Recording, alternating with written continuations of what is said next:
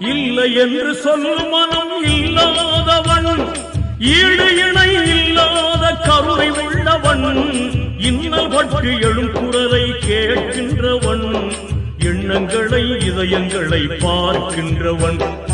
இறைவனிடம் கையேந்துங்கள், அவன் இல்லை என்று சொல்லுவதில்லை.